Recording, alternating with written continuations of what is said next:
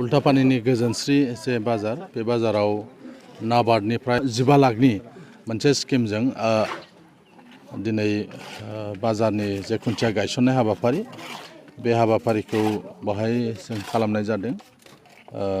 नाबार्डनि district DDM बिथां दंफैयो, इउक' बेंकनि लिड मेनेजार आरो जायफोर मावफुंगोन ग्रिन लेबनि NGOनि बिबानगिरिफोर, जायगानि VCDCनि चेयारमेनजों लोगोसे रायजो राजाफोरनि नुजाथिनायाव बे हाबाफारिखौ जों मावफुंदों। जोङो मिजिंथिदों जे जायफोर बावहाय मैगं थाइगं फानफैयो सान्दुं अखाफ्राव बाजारनि निजा बेबायदि जेबो न' गैयामोन, थ' बे न' जानाय लोगो लोगो बावहाय बायलाय फानलाय खालामग्रा मानसिफोरा बावहाय मुलाम्फा जागोन होननानै जों मिजिंथिदों। उल्टापानी सरलपारा बे ओनसोलखौ जौगाखांहोनायनि थाखाय जोङो बायदिसिना जे हाबाफारि बे हाबाफारिखौ खालामगासिनो दङ। दा बावहाय गाहायै कारेन्टनि जेंनामोन। भारत उदांस्रिनि उननिफ्रायनो बे ओनसोलाव सरलपारा होननाय रिकगनाइज फरेस्ट भिलेज दङ, उल्टापानी लाबण्यपुर होननाय फरेस्ट रिकगनाइज फरेस्ट भिलेज दङ। गोदानै FRC दानानै हा मोननाय माखासे गामिफोरबो दङ। थ' बे गामिफ्राव कारेन्ट गैयामोन। आं MLA जानायनि उननिफ्रायनो आङो बेखौ नाजाबोबाय थादों। दा बेयाव सार्भे जाबाय, इस्टिमेटबो हरबाय। दा मैयानिफ्राय न'खर साननाय बे हाबाफारिया जागासिनो दं, हाउस हल्ड साननाया। थ' बावैनो बे खामानिया जाफुंगोन, अब्ला बे ओनसोलनि जे जेंनाफोर बे जेंनाफ्रा सुस्रांजागोन।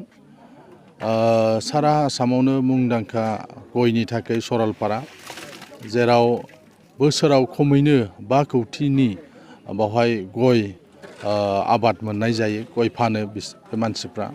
जुदि कारेन्ट थायोबा जायगायावनो सुपारि मेकिं इन्डास्ट्रि बिथांमोना बानायनानै हागोन, बा गय बिगुरनिफ्राय थोरसि जे खुरै बायदिसिना बानायनाय बे हाबाफारिफोरखौ बिसोरो खालामनो हागोन। दा सरलपारा उल्टापानियाव गोबां बिबांनि गय मोनो। थ' कारेन्ट जानाय लोगो लोगो बहायबो स्मल स्केल इन्डास्ट्रिनि थाखाय बेवहाय जोबोद सुबिदा जागोन। आरो बेनि अनगायैबो उल्टापानियाव दिनै बाटारफ्लाइ जन होननानै मिथियो, आरो बिनि थाखाय BTC सरकारनिफ्राय टुरिजिम डिपार्टमेन्ट आरो फरेस्ट डिपार्टमेन्टआ लोगो नांनानै दा बावहाय बाटारफ्लाइनि थाखाय संरैखा खालामनायनि थाखाय बायदिसिना हाबाफारि लागासिनो दङ। मोनसे बाटारफ्लाइ मिउजियामबो बेवहाय बानायगासिनो दङ उल्टापानियाव। दा बेखौ हाफुङोब्ला बावहाय गोबां टुरिस्ट मानसिफ्राबो फैगोन।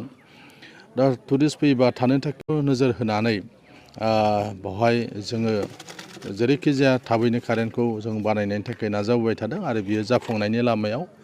दासान्दि लामाया हान्था मेलानि थाखाय उसुबिदा, नाथाय देग्लाय मुख्यमन्त्रि पक्किपथ निर्माण आसनिनि गेजेरजों बे लामाया बाव जासिगोन। आं मिजिंथिदों दैज्लां बायनायनि लोगो लोगो बे खामानिखौ मावनो हागोन होननानै। मानोना दैज्लां बोथोराव लामा बानायनाय जाया, गतिके बे टेन्डारनि प्रसेस जासिगोन। आरो दैज्लां बायनायनि लोगो लोगो मुख्यमन्त्रि पक्किपथ निर्माण आसनिनि गेजेरजों बिसमुरिनिफ्राय सरलपारासिम फैनाय जे लामा, बे लामायाबो जागोन। बावैसो दाननि सिगां उल्टापानी जे ME स्कुल आरो सरलपारा जे ME स्कुल, बेयो हाइ स्कुलाव आपग्रेड जाबाय। गंनै हाइ स्कुल जासिगोन बेवहाय, सरकारि हाइ स्कुल। थ' बेजों बे ओनसोलनि बर' मिडियाम फरायग्रा बा असमिया मिडियाम जायफोर भार्निकुलार मिडियामाव फरायग्रा स्टुडेन्टसफोर, बिथांमोना गभर्नमेन्ट स्कुलाव फरायनायनि खाबु मोनसिगोन। मानोना जोंनि रांखान्थियाव नोरजिया मानसिफ्रा प्राइभेट स्कुलाव फोरोंनो थाखाय सानै साथाम गथ'फोरखौ फोरोंनायाव रांखान्थि मोजां नङैफ्रा जोबोद जेंनायाव मोगा मोगि जानो गोनां जायो। दा क्लास 10 एबार जिहेतु NEP बा 10+2 हायार सेकेन्डारिया थाफागोन, गतिके जायगायावनो 10+2 खौ फरायनायनि खाबु मोनगोन। थ' बेबायदि उल्टापानी आरो सरलपारायाव बे खाबुखौ मोननाय जासिगोन। ग्रेजुवेटलि बियो 10+2 जालांगोन। दा क्लास 10 सिम बेखौ आपग्रेड खालामनाय जाबाय। NEPआ आसामाव लागु जानाय लोगो लोगो बे गंनै जे हाइ स्कुल, बे हाइ स्कुलाबो 10+2 जागोन। थ' बेबायदियैनो जोङो बेवहाय जोंनि एजुकेसन साइड रावबो बाहाय जोङो गोसो होदों। बाहाय जों बोरै मोजां मोनसे फरायनायनि मोनसे आबहावा लाबोनो हायो। फरेस्टनि संरैखानि थाखायबो रायजो राजाफोरखौ जों खावलायदों। माने जेसेबां दा फरेस्ट दंबावो बेखौ जाहाथे बयबो प्रटेक्सन होयो, बेखौ जों जाहाथे संरैखा खालामो।